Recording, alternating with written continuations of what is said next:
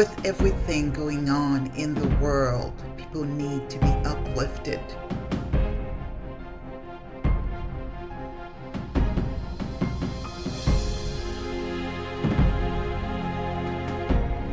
They need something that promotes character, creativity, confidence, and joy. The GRN show is not just an average talk show.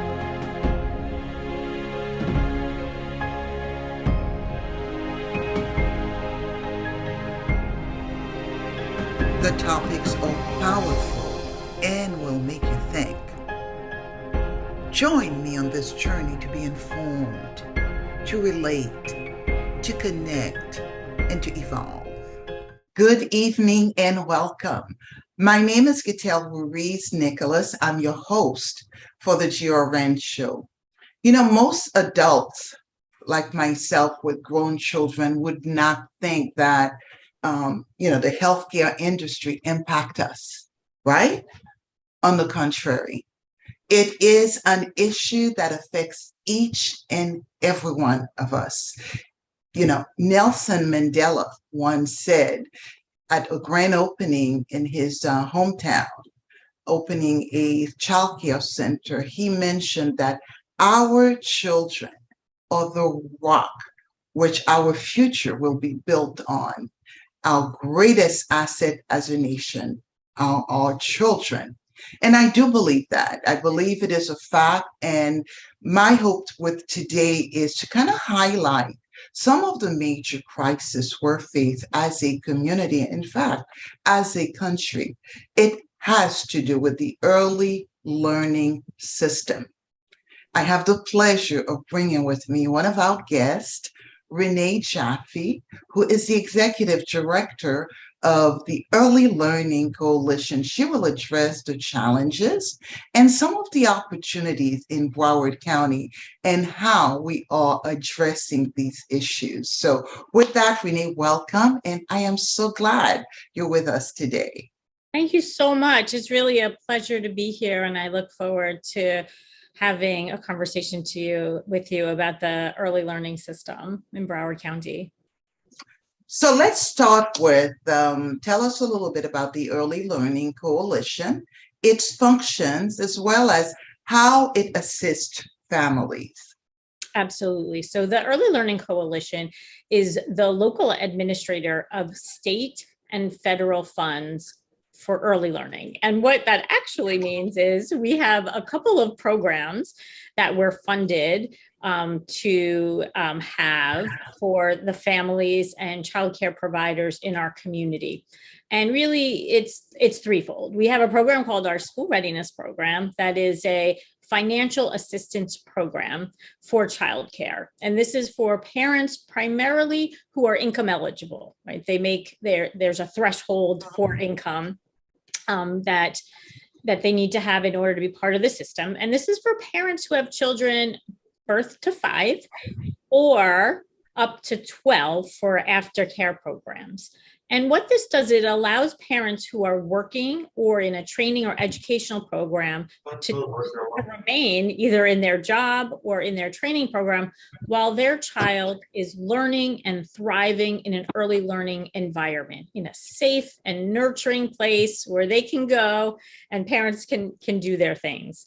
And it's such a beneficial program, not only because it allows parents to work or go to school and children to learn, but it also really helps to mitigate the high cost of childcare. I mean, we know that families should only be paying about 7% of their income for childcare, but that is just not the reality. Mm-hmm. Childcare is very expensive. Most families struggle to even afford it. And for those that have more than one child, it can really be a burden to them. Absolutely. And puts them in a position where they have to make decisions about, is it worth it to go back to work? Is it worth it to stay in this training? Can I really afford that? So that's our school readiness program. And we also have our voluntary pre-kindergarten program. Some people know it as VPK. And this is it's a free program, which we all love that. It's free for Florida's 4-year-olds, and in some cases, 5-year-olds that are not enrolled in kindergarten because of when their birthday lands. But this is a program, generally, it's about 3+ hours a day. But what it really does is it prepares children for kindergarten. Studies show that if children are not ready to learn when they get to kindergarten that first day, that it could be a problem later on. They may struggle. I mean, they certainly may not, but this is to give every child the most success that they can have from the start of kindergarten. So it's a wonderful program.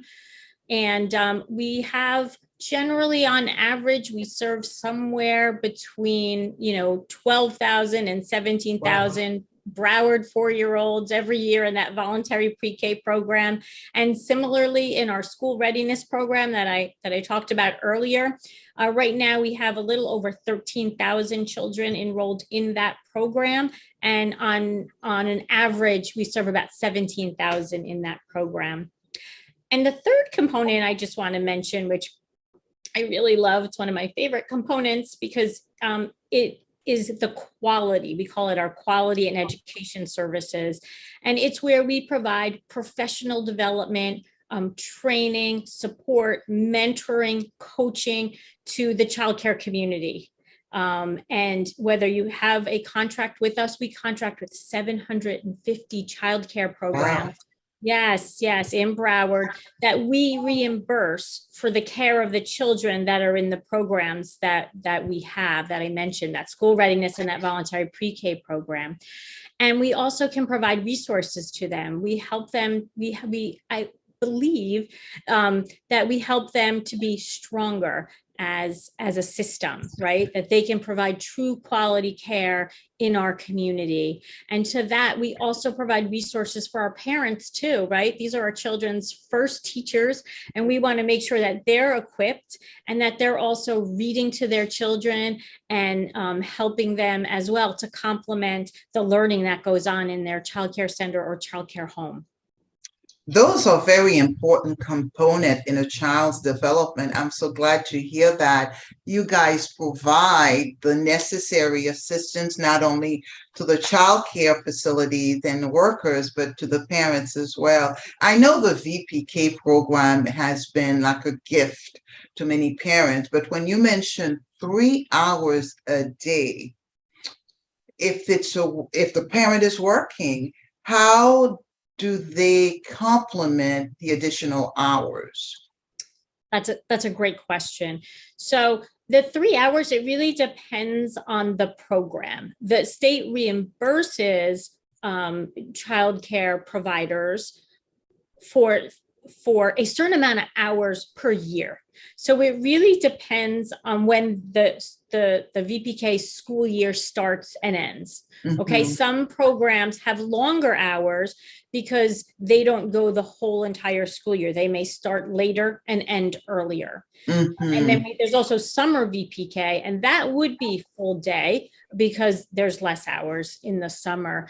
But to your point, a program that is operating on a school calendar, similar to public school or private school, K through 12, that is an issue for some parents. Now, there are programs that have both of our programs in them. They have our school readiness program and they have our VPK program. So that allows them to stay full day.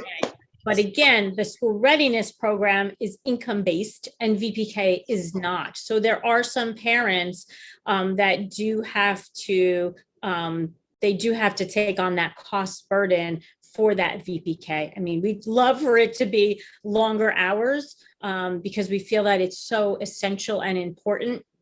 But we're very glad that the state has invested what it has in this program, and hopefully someday it will be there will be full day programs for all 4-year-olds to prepare them. Terrific.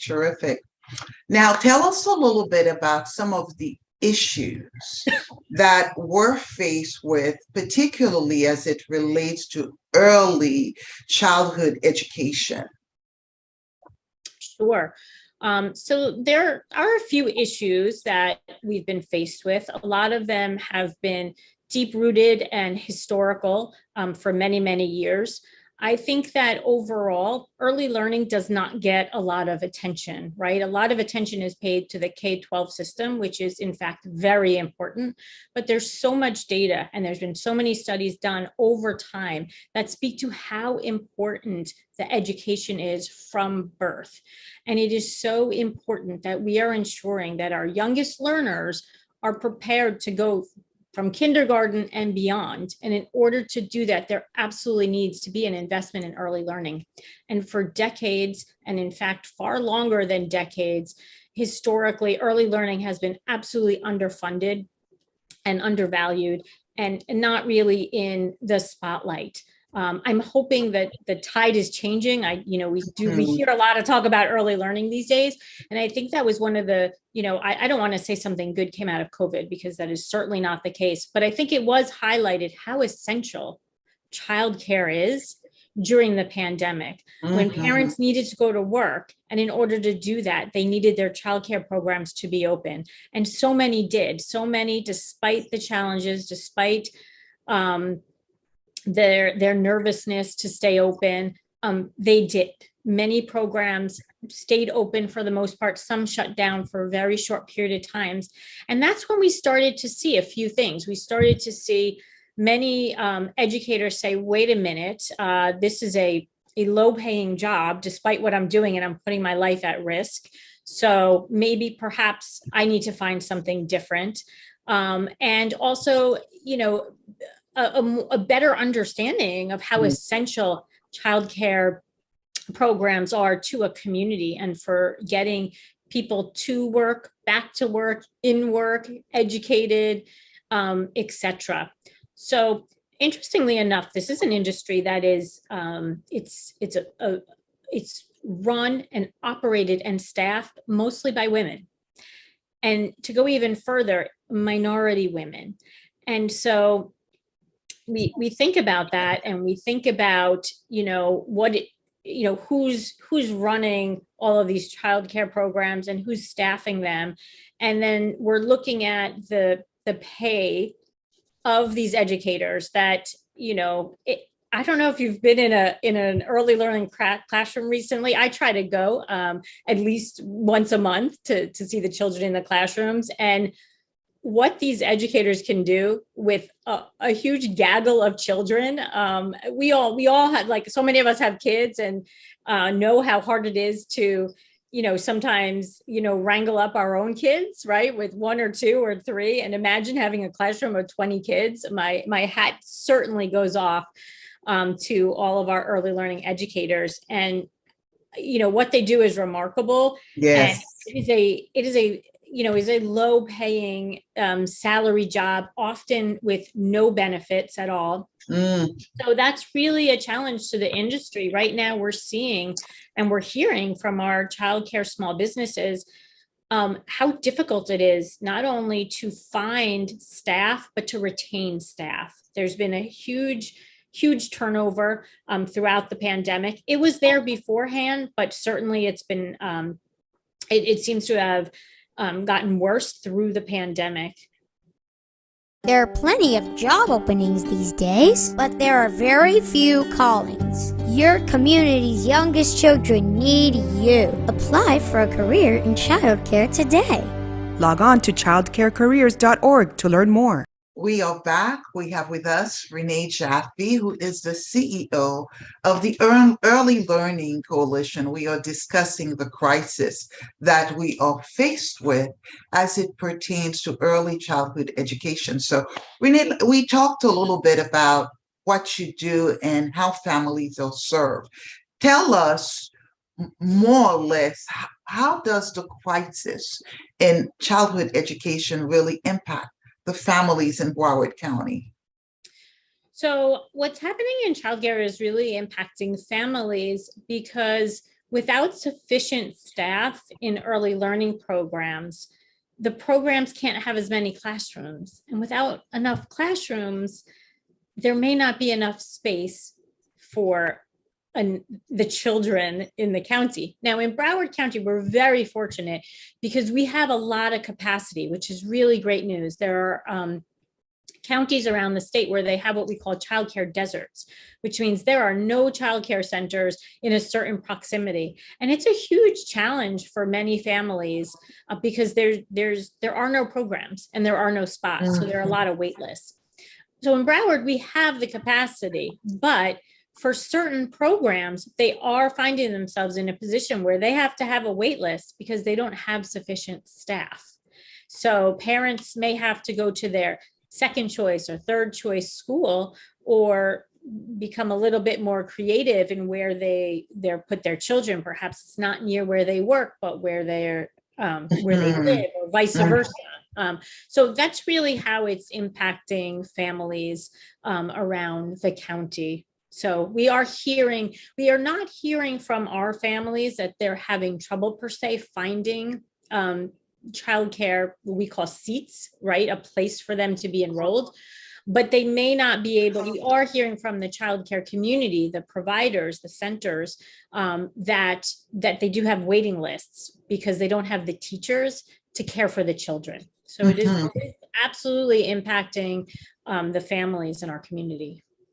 You know, it's interesting that we talk about how, you know, the crisis is impacting family.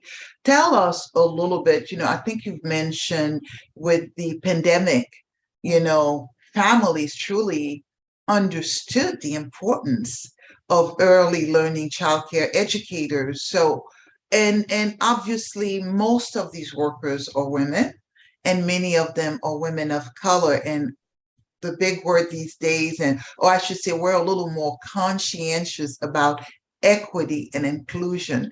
Tell us, how is the Early Learning Coalition addressing the issue and the industry overall? So I think that to your point, what the pandemic kind of showed us was how essential childcare is. If there is no childcare, essential staff can't go to work. Even staff in restaurants can't go to work. Other teachers can't go to work. So every industry is impacted when there is no childcare.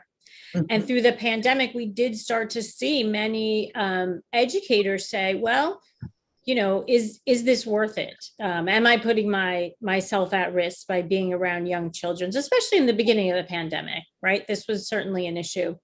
And I think that was such a pivotal moment where people started to say, oh my goodness, childcare is absolutely essential. What are we going to do about it? And that's when we really started, we saw that there was a shortage in childcare staff before the pandemic.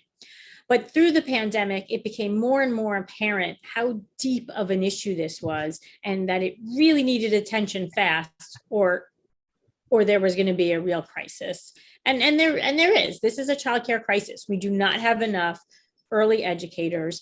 Programs find it very challenging to recruit and retain at this time, and they have for the past few months. But I think thankfully the federal government has provided a lot of COVID relief grants that have really aimed to strengthen the industry and to allow for more support for educators and for programs, right? Especially our programs they're owned by women, they're operated by women, and many of them minority women. And we need to make sure that we're helping to not only sustain, but strengthen this industry. It is so absolutely important that this industry is supported and that we're strengthening it. And so I'm happy to see that federal dollars are being put to do just that. And not only for workforce supports, there's been many stipends for the educators, not many, but there have been those which have been absolutely beneficial. Dollars for workforce supports, for infrastructure. And so we're really hoping that this investment trickles down to the childcare educators, but also allows additional support for these childcare programs to remain open and successful. Great. Well, obviously it is an issue that impacts all of us and all industries, as you've mentioned, Renee. How can the community assist in minimizing the impact? It's a great question. I think that, just highlighting the importance of early education is huge. As a nation, I think everyone needs to be more focused on how important this industry is and how amazing it is to be an early educator. This is not an easy job. It's often a thankless job. So many of our early educators, this is a rewarding job for them, but it's not an easy job. It is not, think about a classroom of babies, a classroom of young preschoolers. It's a lot of work. And many of the staff in these centers, again, they're paid lower wages, some of them without health insurance. And yet we trust them. We trust them with our babies, with our preschoolers, and they are educating them. They are preparing them for school, for life, for friendship, right? They are providing emotional support, nurture in a safe environment. So highlighting how important it is for society to have a strong childcare industry is essential at this time. So everyone looking at childcare from a different light and understanding how important the industry is and how essential childcare educators are is a great first step.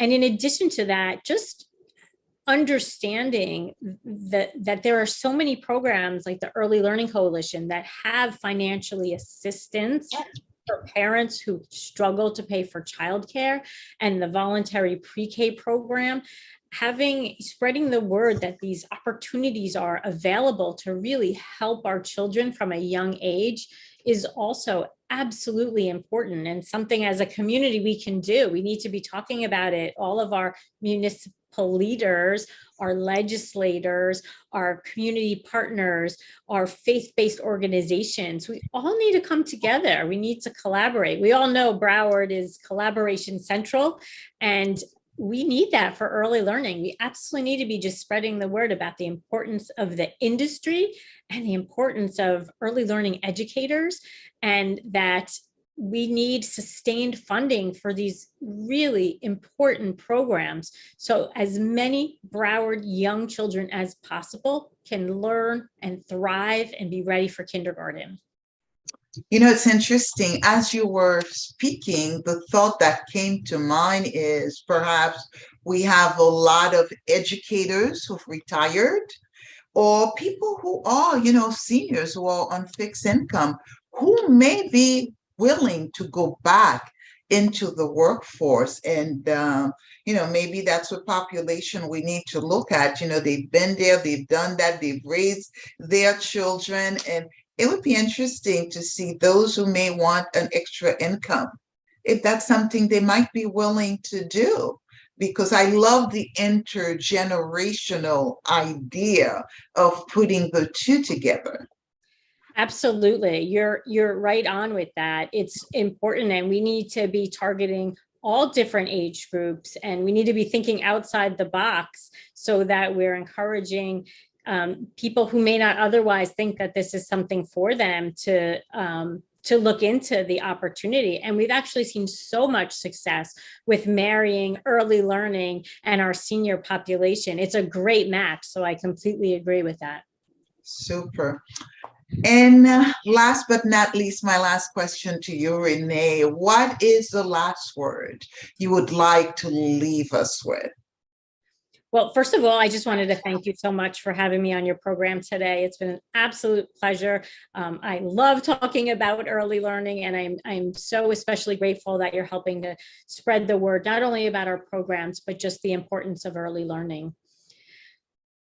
And for last words, I would say that the Early Learning Coalition, for the first time in, I believe, its inception, we don't have a wait list for our school readiness financial assistance program, the program I talked about earlier.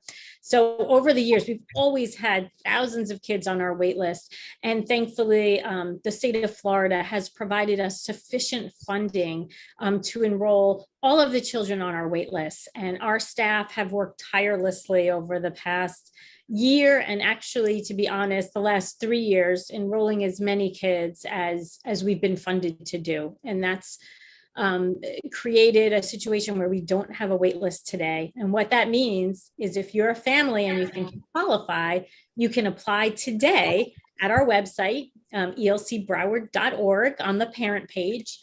And within a week, the process will start and you'll have an assessment of your application and someone will reach out to you. So that's pretty huge that there's no waiting list. And the other thing I just wanted to leave you with is that we have this great initiative right now. It's called the Broward Bookworms. At the ELC, we think it's so important that children have books at home. A home library is absolutely essential. And our hope is that there are people in their home that can read to them, whether it's in English or Spanish. And to be honest, it's not even about the words. It's just about the word. It's just not about reading the words. It's just about the words. So even if someone has difficulty reading or reading's not their thing, as long as you're pointing out pictures and talking about what's on the pages, it's a learning experience. And we want to make sure everybody has that. So we started this program called Broward Bookworms, where parents can sign up. There's no cost. And you can get a bundle of books for free. And we'll send them to you. And we send them on a regular basis.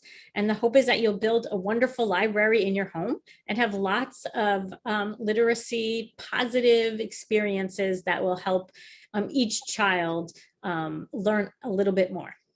That's terrific. That's terrific. Now, something else you've mentioned, I want to kind of remind the families about. Obviously, there are dollars for aftercare programs for children up to the age of 12. That's right. That's right, we do. In childcare programs, there are a lot of after-school programs around the county that are funded in different ways, some through the school district and otherwise. But we do have funding for children, as you mentioned, up to age 12. And often that's for parents who have other children, younger children in a childcare program. We want to make sure that things are as easy for parents as possible. And if they have one child in that program, that they can have their school age child after school and on, holidays when the schools are closed, that they have a place to go to as well, a safe environment.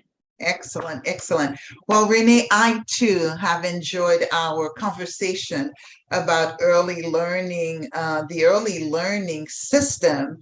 And I'm glad to hear that here in Broward County, we're doing better than a lot of other areas in the state and in the country. So thank you so much for joining us this evening. And definitely we'll keep an eye on what's going on and spread the word about the wonderful programs the Early Learning Coalition has. Thanks again. Thank you. If you're ready for meaningful transformational work, the children in your community are ready for you too. Apply for a career in childcare today. Log on to childcarecareers.org to learn more. 80% of brain development happens in the first 3 years of a child's life. So preschool is a critical period. It is when children begin to learn how to interact with others and develop lifelong skills and interests. So to conclude, I want to say that the shortage of workers has a significant impact on each and every one of us. It is a major threat to the future of our community and our nation.